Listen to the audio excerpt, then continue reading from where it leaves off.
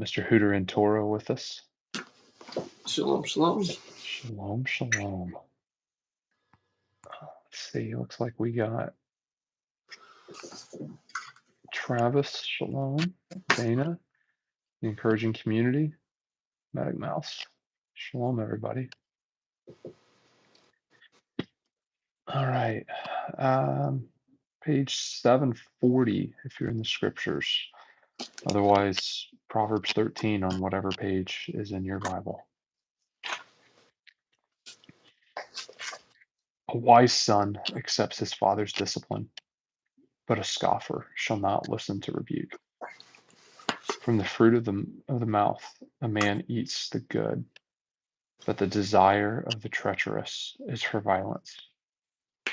He who watches over his mouth guards his being, but he who opens wide his lips comes to ruin. The being of the lazy one craves, but has not. The being of the hard work.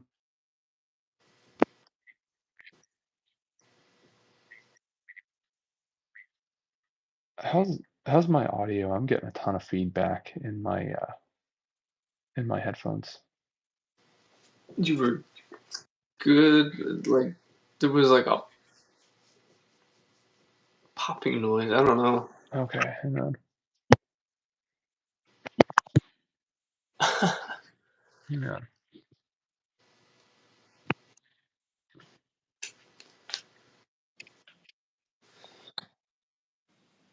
How's that?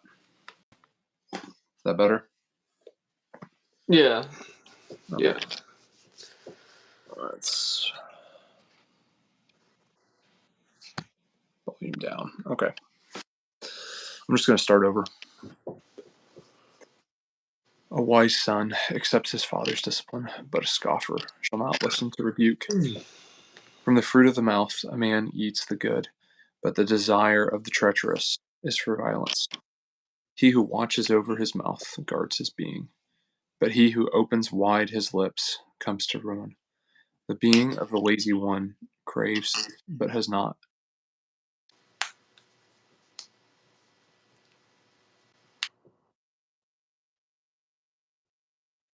Uh-oh.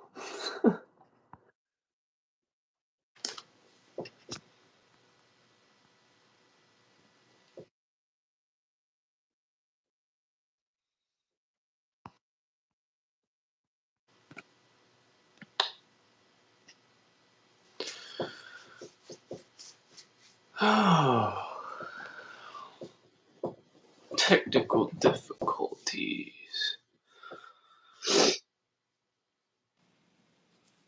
Okay. There you are. Yeah, I'm here.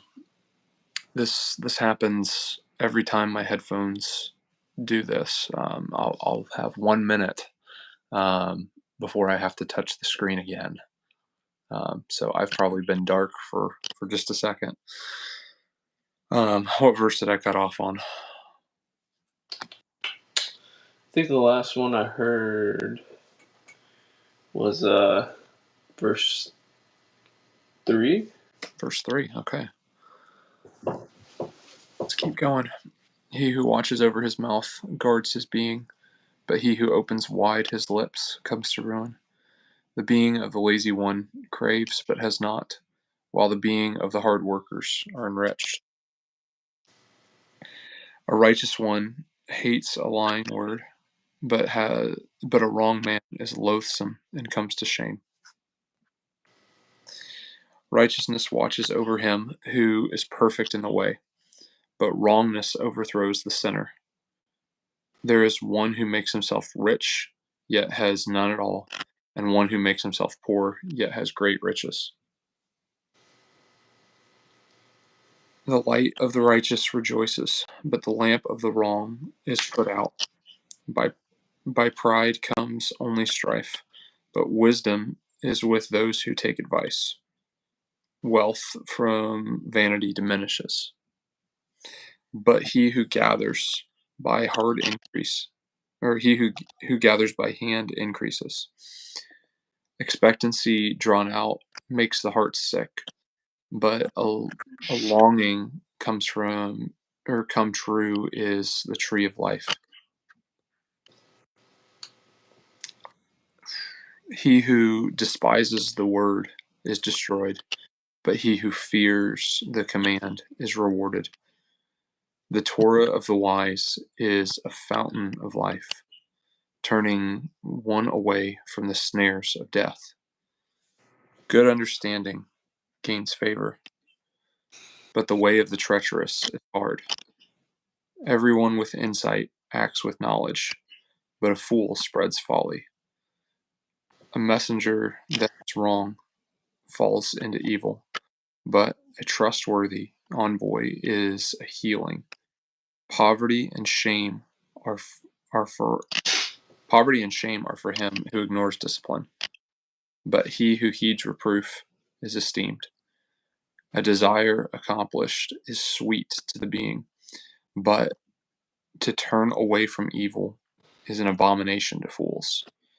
He who walks with the wise shall be wise, but the companion of fools suffers evil.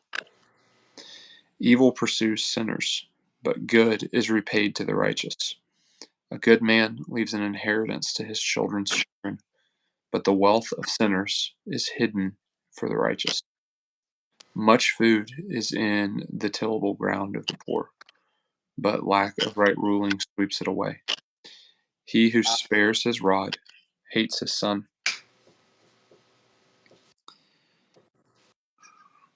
but he who loves him seeks him with discipline. The righteous eat to the satisfying of his being, but the stomach of the wrong is lacking.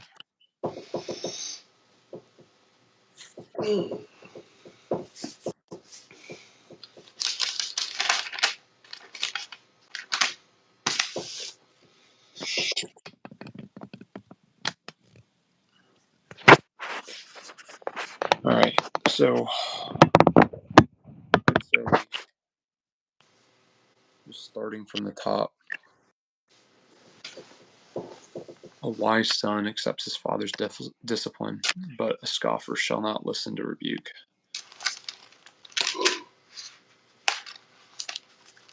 And I can think of several times growing up where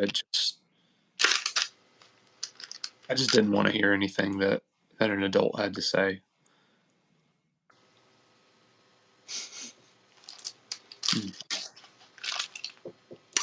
I don't know Yeah, about you, but yeah, no, definitely been there. I had probably 10 years where the advice of my parents, I could get the exact same advice from the neighbors, and it was the most profound thing in the world. But if my parents said it, I just Mm-hmm. Yeah, you think you know better. Yeah. You're like, I'm gonna go do all the dumb things.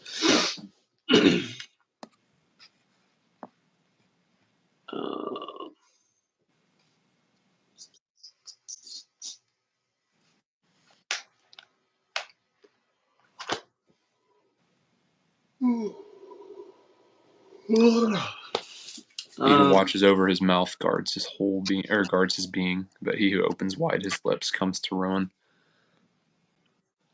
I can think that probably 90% of the time when I've been in trouble, it's because I opened my mouth and stuck my foot in it so far that I could taste my knee.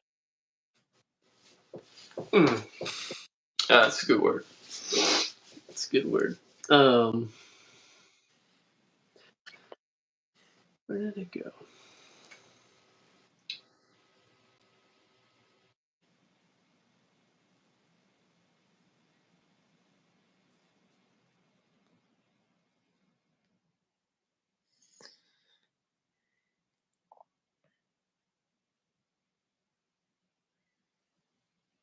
While you're still looking, the encouraging community throughout, really like in verse 10, by pride comes only with strife, but wisdom is with those who take advice.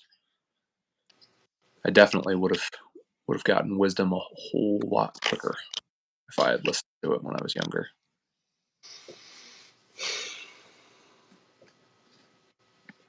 My wife and I, we were just having a conversation the other day. It's like, man, when we were 18, we were dumb. And it wasn't really only the last few years that we feel like we've finally got our heads out of our butts. Oh yeah, yeah. No, I'm pretty sure like all 18-year-olds are pretty dumb. You know what I But mean? you're the smartest person in your own eyes when you're 18. Oh yeah, yeah. You're on top of the world. Yeah. Yeah, but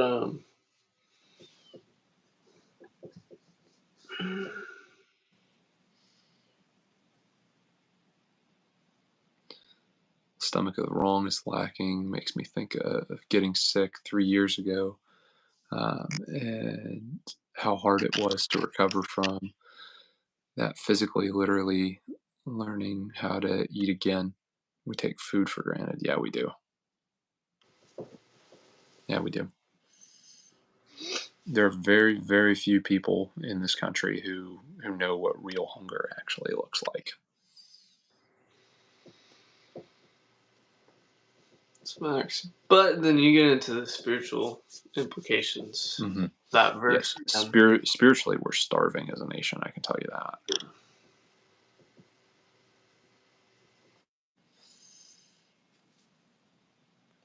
You had something that was sticking out heavy to you, or did you lose it? Yeah, it was just kind of like, it wasn't super heavy. It was just verse 20. Doesn't He matter who if it's walks with the wise shall be wise, but the companion of fools suffers evil. Mm-hmm. And it just makes me think of this.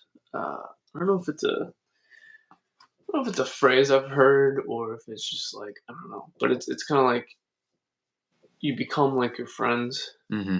kind of thing. Um, and in like the past few years, that's just like really stuck up here. Yeah. Because I started to kind of see it, like, because over the years, a lot of the people I've been around has changed significantly. The more intentful I became in my faith, in my walk, and there's been a lot of people that I've either cut out or just Mm-hmm. we just kind of went our separate ways or whatever. Just because like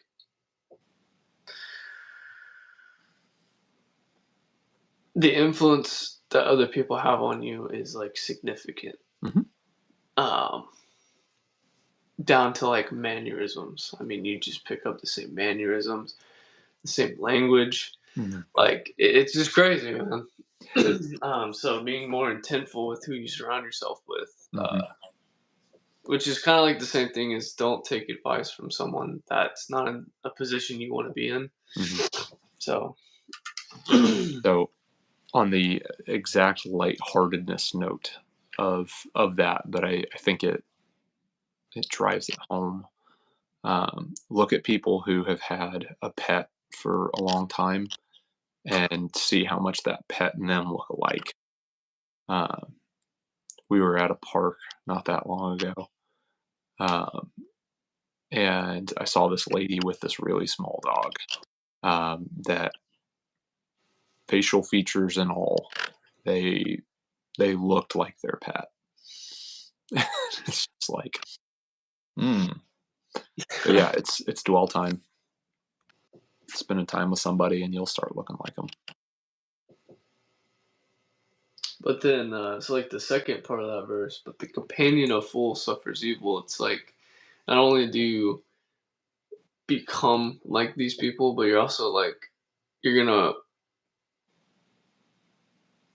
you're gonna receive the same Mm-hmm. punishment of life Mm-hmm. in their foolishness.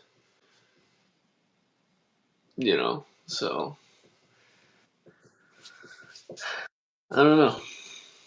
That did just kind of stick out to me a little bit. Yeah, you're either in the camp or you're outside of the camp, and Yeah, if you're outside of the camp, you get all the implications of being outside of the camp. If you're in the camp, then you get all of the implications of being inside the camp. But You may realize that this isn't what you signed up for and walk away. That happens. Man, there's friends that I used to run around with that I'm actually really shocked more of their bad habits didn't rub off on me. And I just think that was his divine protection. And then there's people who I was pretty well surrounded with that were the positive influence that I needed, especially in the time where I was just trying to make my own way. And I had a lot of people who loved the Father relentlessly and wanted to see me turn my life around. And so, that was definitely all him. I would agree on that. Dana, we're in Proverbs 13, page 740, 741.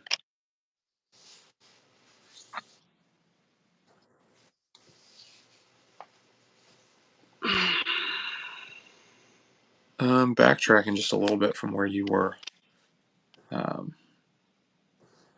Wealth from vanity diminishes, but he who gathers by hard increase. Or I'm sorry, but he who gathers by hand increases.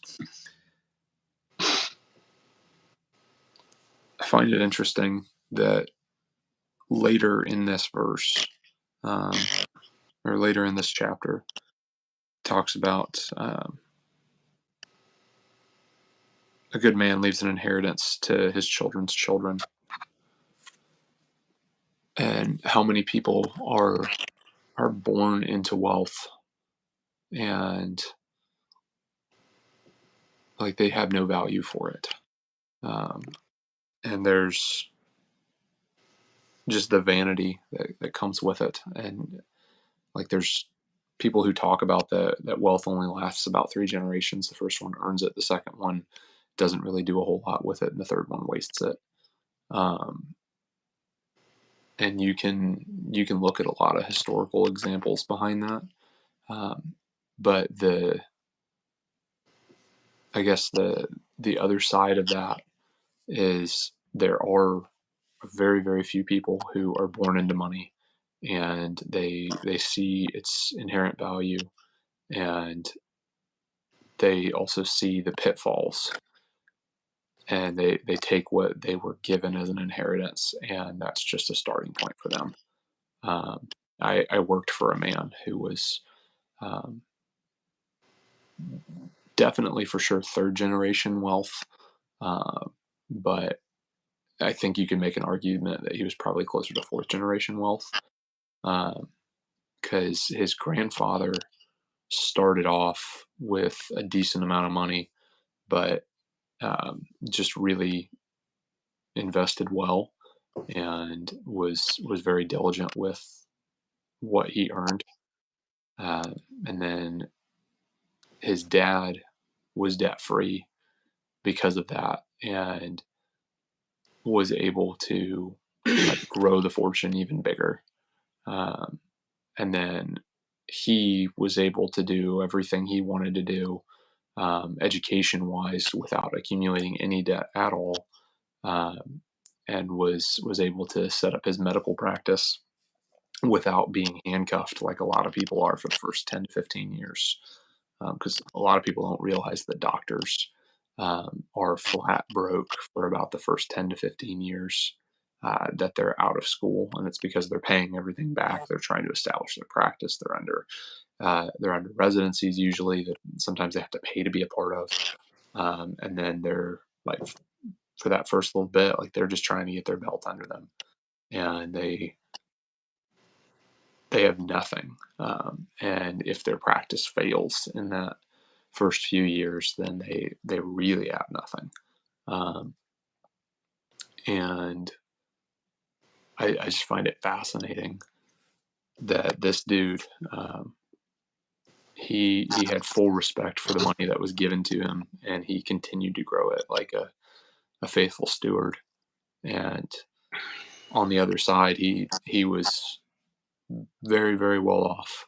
And he was probably one of the most down-to-earth guys I'd ever met, because he knew what he had wasn't who he is, and he was just able to use his wealth to bless others, but also to just kind of send a message that he wasn't this stuck-up rich guy.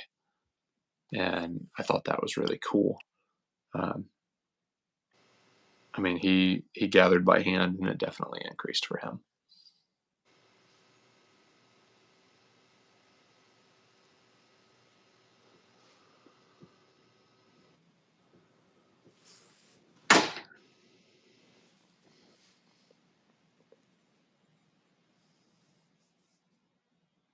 But yeah.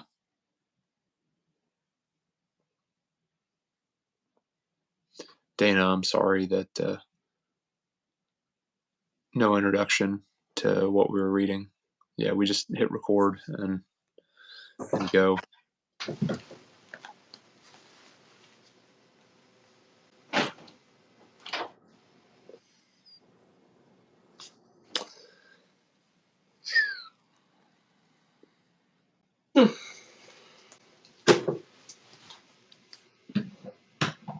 He who despises the word is destroyed, but he who fears the command is rewarded.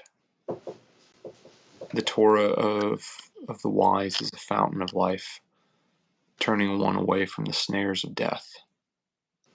Good understanding gains favor, but the way of the treacherous is hard.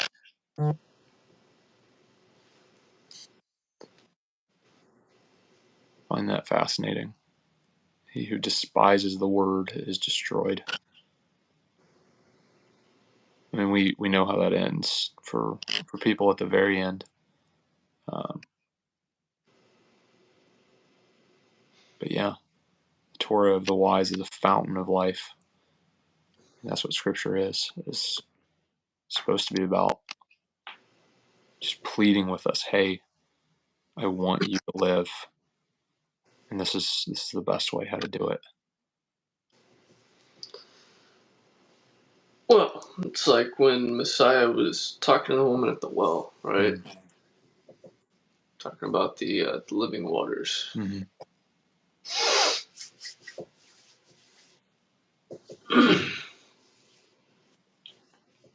Sometimes I just find little nuggets in Proverbs, and I wonder how much of that Messiah just like took and ran with. You know what I mean? Mm-hmm. But yeah. Let's see. Here, mouse through this comment out there. It's hard to get a foothold without inheritance, but not impossible. Much more difficult. Yeah. I mean, that's about where I'm at. Yeah. I mean, that's why a good man leaves the inheritance to his children's children. Because at least you can help them get their start. But I'd say that inheritance shouldn't just be financial. I think that inheritance needs to be attitude as well. I think that inheritance needs to be like just how you carry yourself.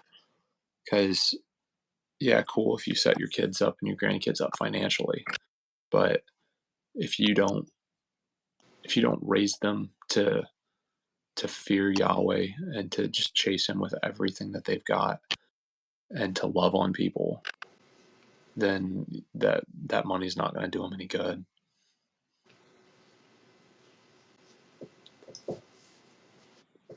Ooh. Well, kind of back to what you were saying about the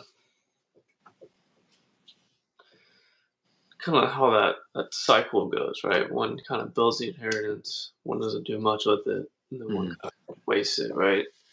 Like, you can almost view that as a cycle. Mm-hmm. Same with, strong men, very easy times kind of thing. Yeah. The weak men are making hard times. Oh, yes, they are. Yes, they are. But Um, with that, it's interesting because like when I heard that, I'm kind of thinking about it Mm-hmm. in the sense that because I don't, I'm going to spare all the details because I don't want to bring my dad's name to nothing. But Mm-hmm. um, I don't foresee an inheritance really like Mm-hmm. that. There's not going to be much there. But that's neither here nor there. But the point is that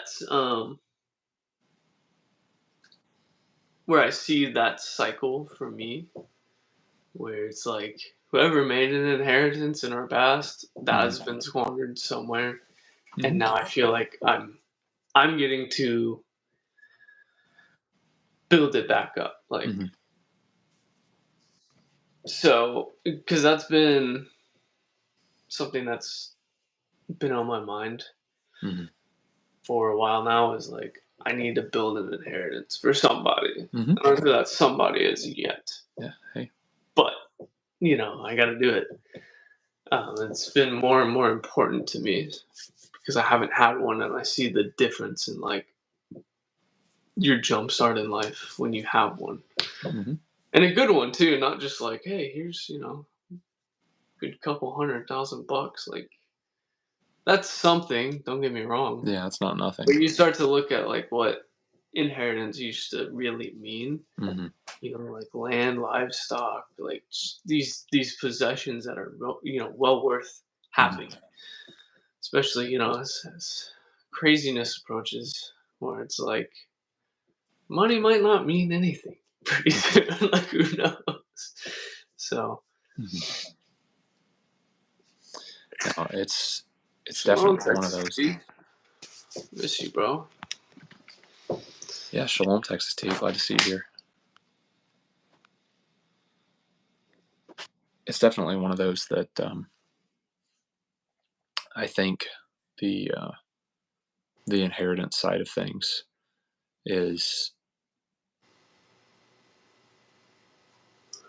like my grandmother um, has been of the mindset that she wanted to see myself and my siblings um, receive the inheritance that she built before she died. She's like, I'd rather see you enjoy it. I'd rather see you guys use it to, take care of your kids, use it to, um, XYZ, whatever. She's like, because when I die, like they're just going to tax it so much that it's not going to be nearly as valuable to you. And so she has strategically been giving it to us over the last 30 years. And it's not a lot by any means, but it's not nothing either. And that has been very useful in establishing ourselves with our kids, and being able to pursue a few things like um, it has been useful in the, I guess, educational enrichment and in um, the desire to um, just do fun things for our family that will provide really lasting memories for our kids. And I think that's her whole purpose in giving it to us before she dies. Like I think we did the math um, the other year, and it's like if she were to go tomorrow, the inheritance check that we would get would be pretty small. Um, and she's not showing any signs of going tomorrow. So, I mean, it could happen, but it's one of those. It's like, yeah, we're not those relatives who are just waiting for her to pass because we know there's a big check coming. It's the hey, we've gotten to use this for a lot of good things while she's alive, and she's been able to see us enjoy it. And so I think that has been very good for her. And it's always been an investment either in good memories for our family or in uh, things we needed or in education opportunities that have given us things to be able to walk away with. So that was something that I thought was really cool. And I think being able to establish something for my kids and hopefully one day my grandkids.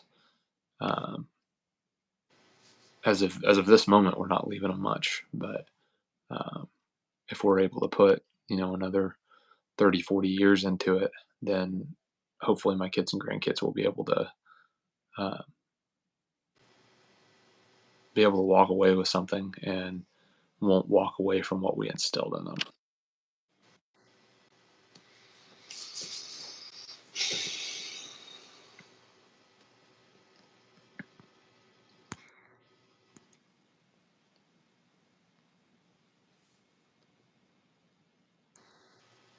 So on the discussion of what do you do if you don't have kids, I would say on the physical side of things, being able to take care of those around you and whatever that looks like. And I would say on the spiritual side of things, if you're pouring into brothers and sisters in the faith and you're able to steward up people who are new to the faith and impart some of the wisdom that has come your way over the years. Like I know I've beaten this like a dead horse, but a buddy of mine who we prayed for 9 years before he came to the faith, and just the huge celebration in seeing him baptized. And over the last year, him walking with the Father in such a cool way. Like, spur up those around you, pray for those around you. Don't give up. Like I said, I've given up praying for this dude twice over the last 9 years, and he finally outright gave up and said, "Dad, whatever you want for my life, and I'm so sorry I've been running for you for so long." I pour in deep into the people around you, because if you can save them 6 months, a year, 2 years, 10 years of heartache and grief, by being able to share with them the lessons that you learned, spiritually speaking, that inheritance is fantastic. I would love to see those around me, beside me at the very, very end, because that was one of the burdens that I felt for this dude is like, I know my eternal future is secure, but I can't imagine being with the Father and the realization that this dude's not there too. We've been given time. We might as well use it. And if all you can do for somebody is pray for them, that's a lot, because you never know where that's going to go.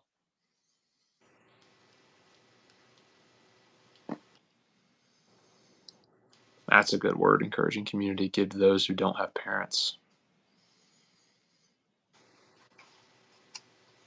Taking care of widows and orphans. That's a big job.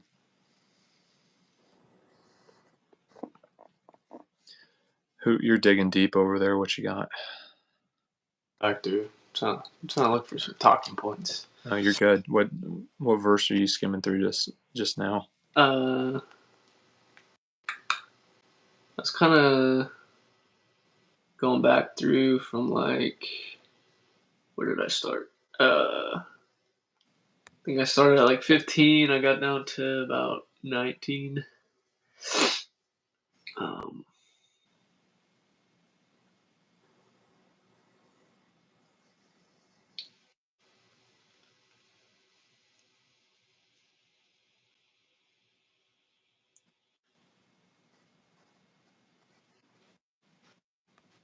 19's kind of interesting. Yeah. Desire accomplished is sweet to the being, but to turn away from evil is an abomination to fools. So to walk away, and so you see this all the time, right? Like you just get into the Word, Mm-hmm. and you have this new hunger, this new passion for the Father, and then you want to go and tell all your buddies about it, right? Mm-hmm. Well, all those dudes are still walking in their foolishness, right? And I've had it happen on several occasions where, like, I'm surprised not more people cut me off. You know what I Mm-hmm. mean? Because you've now become an abomination to them. Mm-hmm. Your earmuffs pissing them off, like, because that's so you look at what an abomination really is, right? That's Mm-hmm. something that provokes the Father against you. It's Mm-hmm. pissing them off. So I'm assuming same rules apply to the Mm-hmm. Word here. Like that's an abomination to them. Like Mm-hmm. you're provoking them against you Mm-hmm. because whatever's in them that doesn't belong there, doesn't like you Mm-hmm. speaking the Word. I've had people get angry too. Mm-hmm. Um, Interesting stuff.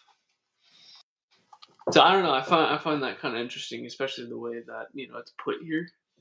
Because I guess I never caught it before. Yeah. Well, there's new stuff in this book every time I open it, just about. Yeah. So Well, praise God for that. 100%. But yeah, so a desire accomplished is sweet to the being. Yeah, that's something that when you set a goal and you go get it, like there's very few things that feel better than that. And it just like showing that you can keep your promises to yourself.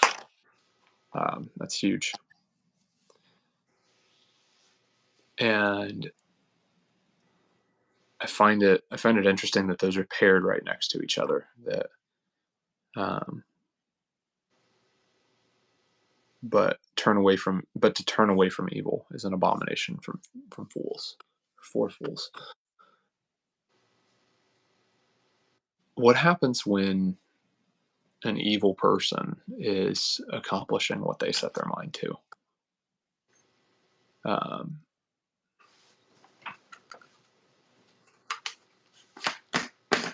And then they're confronted with the truth, like turning from everything they know is like, no, I can't possibly do that. So I don't know. Are they spurred on by the temporary success of their own evil? Well, so this may not be a one for one, but it sort of reminds me of that dude that came to Yeshua and was like, "Hey, what do I do to gain everlasting life?" And he's like, "Oh, well, And he starts kind of running through the Ten Commandments. He's like, "No, no, no, I got that. Mm-hmm. We're good there." And he's like, "Okay, well, how about this? Go sell your possessions, Mm-hmm. drop everything you have, and come follow me." Right? Mm-hmm. He's like, then he walks away with sadness. Mm-hmm. He didn't want to give it up. Yeah. It's like, oof. Yeah. You may walk in that. Now, I'm not submitting that guy gained that unrighteously. He probably didn't. Yeah. But, it's like some people do. Mm-hmm. So you come to them, and maybe you have those that are like, they've had evil gains, right? Mm-hmm. And maybe you come to them with the Word, and Mm-hmm. you're like, yeah, man, like there's this guy, he came 2,000 years ago, Mm-hmm. like he loves us, it's crazy, he saved my life, all this, and they're like, oh my gosh, how do I obtain this, Mm-hmm. And it's like, oh well, like just deny yourself, get rid of your stuff, like it doesn't matter, just like go follow him, man. And they're like, now all of a sudden they're uninterested. Mm-hmm. That's really saddening to me. Yeah. Really sad because we were right there, we Mm-hmm. were right there, just like that dude was. But then when it came to it, it's like, oh, I like these possessions on earth way more. Which kind of goes back to verse 7 in chapter 13 here. There is one who makes himself rich, yet has none at all. Mm-hmm. None at all. And one who makes himself poor, yet has great riches. That dichotomy there is interesting. Mm-hmm. You're going to go gain everything in the world for what? And how many people get to the top, right? Exactly where they want to go, and they're still unsatisfied. They're still upset. Mm-hmm. They're like, I don't feel fulfilled in life. It's like, yeah, because you're missing a vital piece there. Mm-hmm. And yet there's people that like run themselves dry trying to be a blessing on other people, just going through the struggle, not caring too much about what they have on this earth because they're storing their riches in heaven. That's what they're doing, And so that verse, I love that verse a lot. And I think we see it in quite a few places that, I can't just like pinpoint on the map right now, but yeah.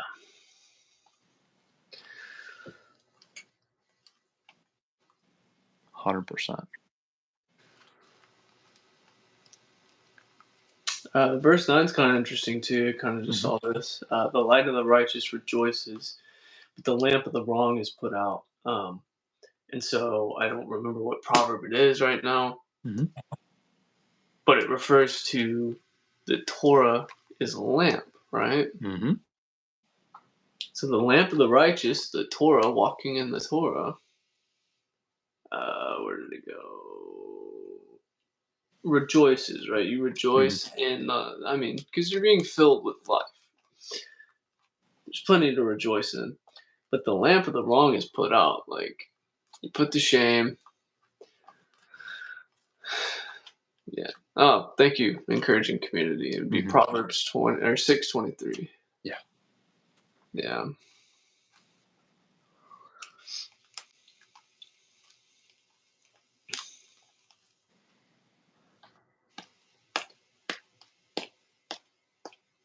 Which is interesting, right? Because that would mean there is a lamp of the wrong. I don't know. It's weird.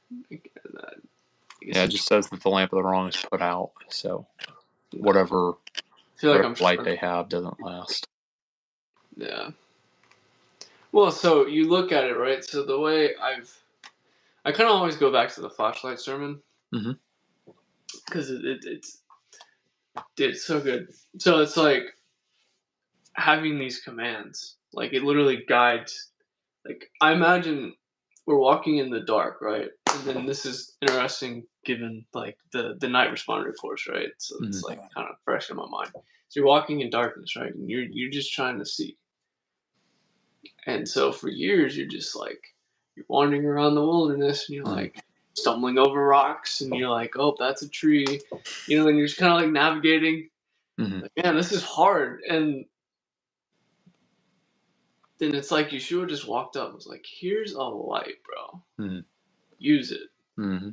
Now you shine that thing right in front of your feet, just like every little step. Now you get to like navigate, and it's not so hard. The terrain doesn't seem so rough because you get to see what's in front of you, and you can like step over the hurdles and walk around the trees, and and it's like, it's definitely harder walking without that, and I don't want to do it again. Like, that's for sure. And so for the wrong, that lamp is put out. Like, you step further and further away from it, and it's like, how many people have we met that they continue to talk about it? Sometimes it seems like all they talk about is how hard life is, and how sometimes they have cruel ways of dealing with it, right? It's because they don't have that light. They can't see. They're just walking in darkness. It's probably frustrating. They just need a light, man. And so, like, that's part of our job is we got to go. We've been gifted a light.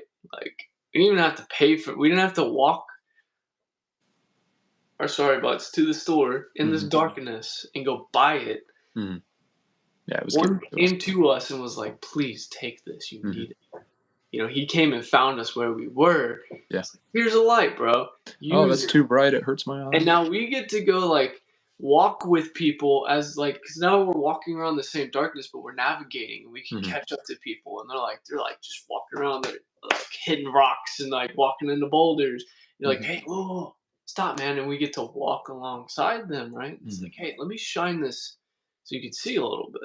Like that's our job. I don't know. I hope that makes sense. But No, it makes a lot of sense. How I look at it. So. Tying in a little bit to what you were saying, verse 23, much food is in the tillable ground of the poor, but lack of right ruling sweeps it away. And so having the potential is there for somebody. But if they don't have a good foundation in who Yah is and what following him is, then like everything that they do is ultimately just on sinking sand. So it doesn't matter if they're in the short term doing okay. In the long term, it doesn't pan out well if they don't submit to him and who he is.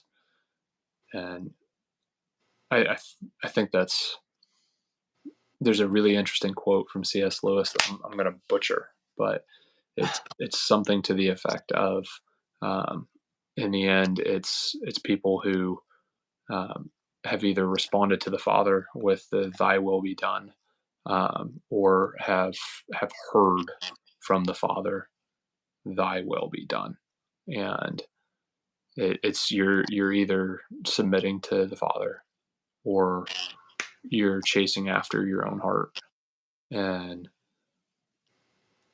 if you're chasing after the Father, how it ends for you is well. But if you're chasing after your own heart, he's going to give you over to the desires of your own heart.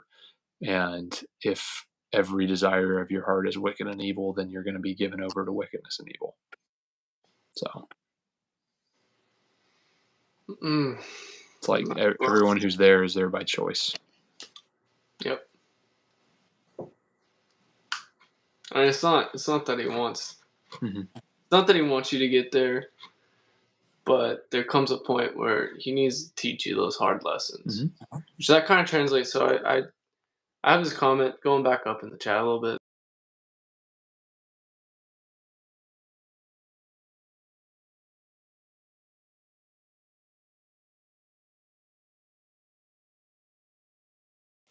Homeless and knew the Father would get me through, like that. It's a rough lesson to have, but praise Yah that you have it, you know. And like I don't doubt that you gained a lot from that. So yeah, the happiest people in the world that I've ever met had nothing, but they had everything because they had a relationship with him. Yeah. And so he's showing you that he's all you need. And, we're not doing this for the blessing. If we were doing this for the blessing, we would have been smoke checked so long ago.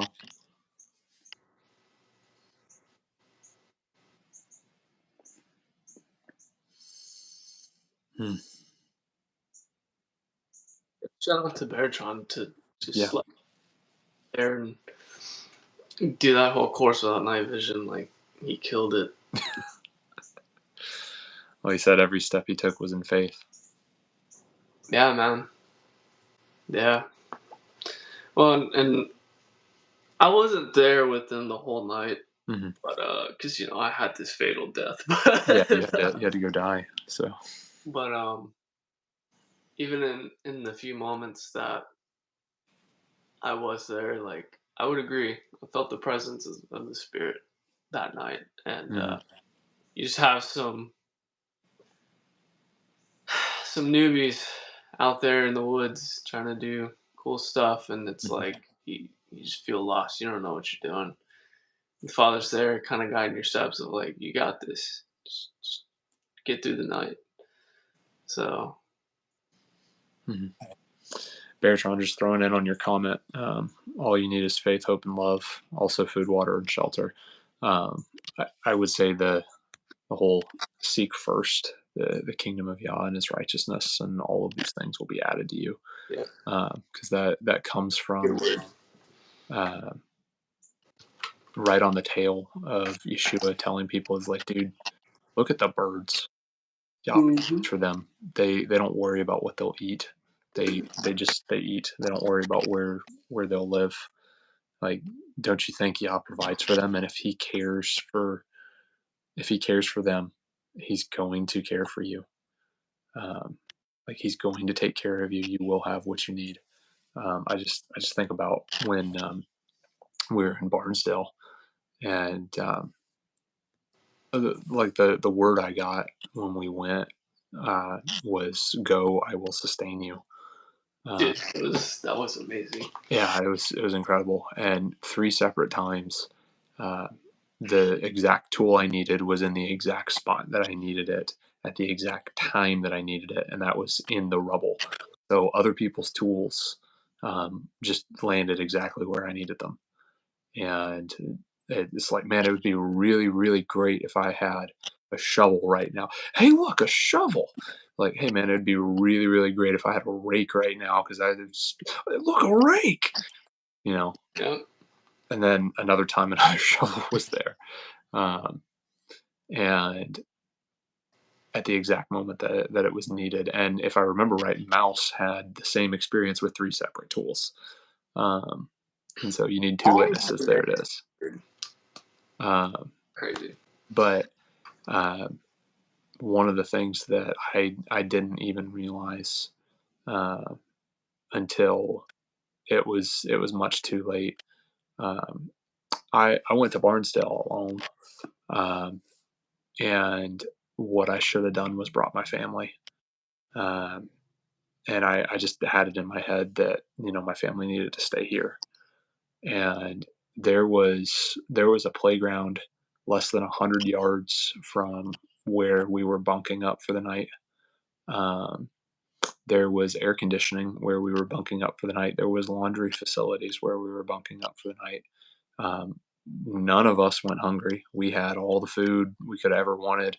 I'm pretty sure the only reason that people dipped into the snacks that they brought were because they wanted that comfort item from what they brought. And, instead of zebra cakes, they wanted, a Cliff Bar.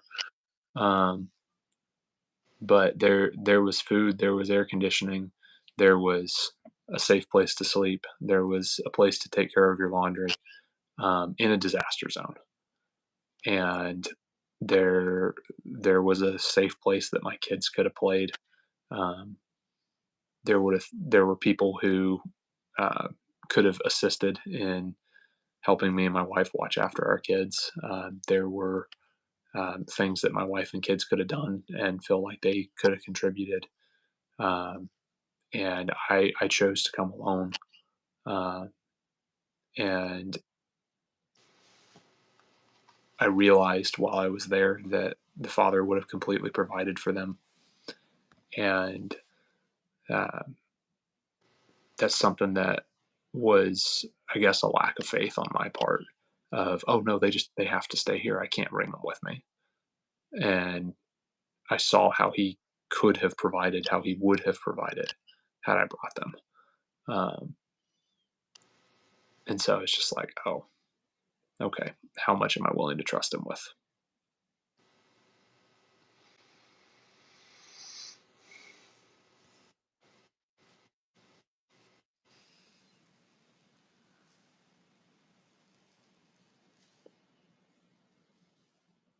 Father's just awesome, dude. That's just what it is.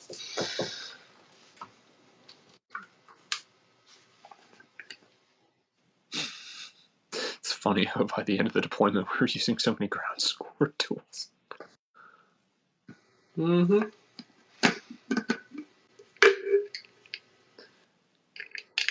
Yeah. I had somebody who fairly recently got married, reached out to me, and he was like, "Hey, I think I'm supposed to, go do such and such, and I won't OPSEC him. But he had something weighing heavy on his heart. He's like, I think I'm supposed to go do this. And I'm just going to start praying about what the Father's will and timing is for that. And I'm like, bro, you just got hitched. You need to, if Dad's calling you to go do that, you need to bring her with you. Go together or not at all. And I was able to share with him that lesson that I learned while I was in Barnesdale. And I'm just like, invest in your marriage. And if the Father's calling you to go do something, he's calling your wife to go do it too. So like, use that leadership capital, pour into your wife, love on her. Just be like, hey, I think the Father's calling me to this, and I need you to be praying to see if he's calling you to this too.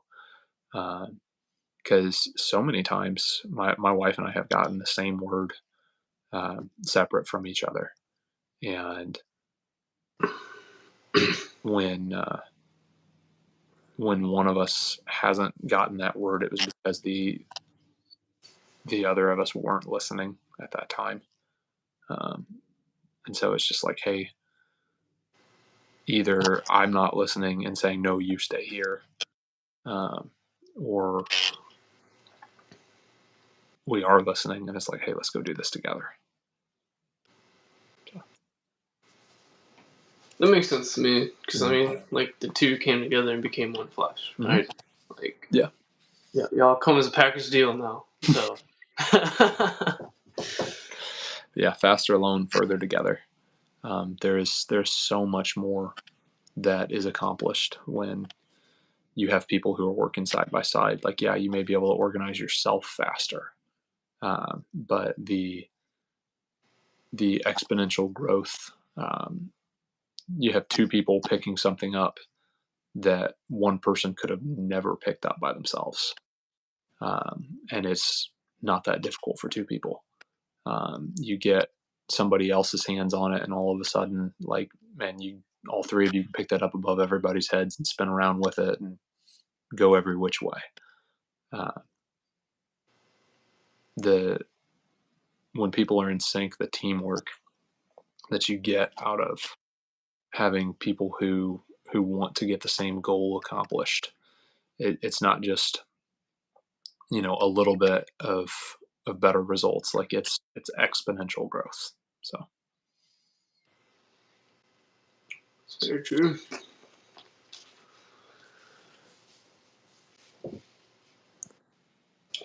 Someone say this is a team sport. 100%. You need people. 100%.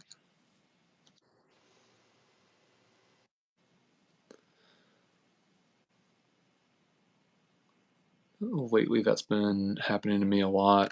I just do things, then the Father makes it obvious why afterward X produce more than needed at work, because I will need it in a few minutes. 100% Bertrand. Had that happen so many times. I'm like, I don't know why I'm doing this. Mhm. And then, like, a few minutes later, it's like, oh, got it. I'm not sovereign. You're right. Something that has happened to us on numerous occasions, and my wife points this out, that the caravan for Joseph was on its way long before he was thrown into that pit, and the Father knows what you need when you need it. And we've had several times where what we needed was coming our way long before we were even in need. And like, I'm harping back to what Messiah was telling everybody. You're worth more than many sparrows. Like, he knows what you need. And he is a good Father who gives good gifts. But yeah, we can't sign up for this for the blessing, because it doesn't end well if that's the only reason you're on board with this. That's a good word, man. That's a good word. we have zero reason to not be trusting. 100%.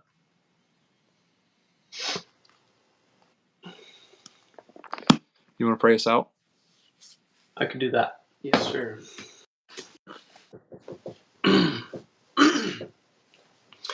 Father, good morning. Father, thank you for this time that we get to spend in your word each Friday morning. Father, thank you for bringing all of us together and allowing us to learn and grow together. Father, we just thank you for the breath in our lungs and the day that you have given us. Father, please be with us today as we go out and do whatever it is you would have us do.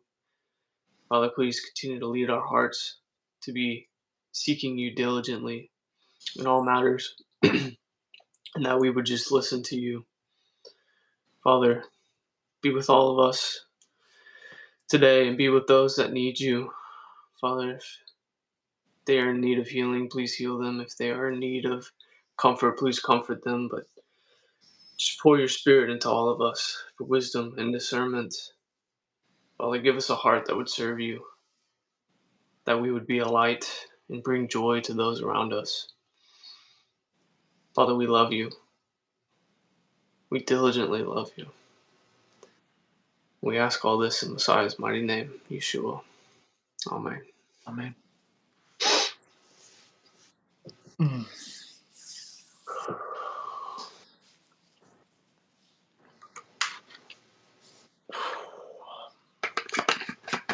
Take your Bible with you.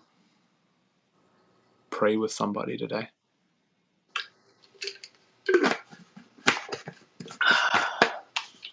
Oh, yeah. Definitely pray with somebody today. That would be awesome. Wouldn't that just be crazy? Yeah. Would be. Yeah, 100%. Just enjoy the people you love, man. Yeah. Spend time with them. Be a light. Go do hard things. Shalom. Love y'all. Shalom.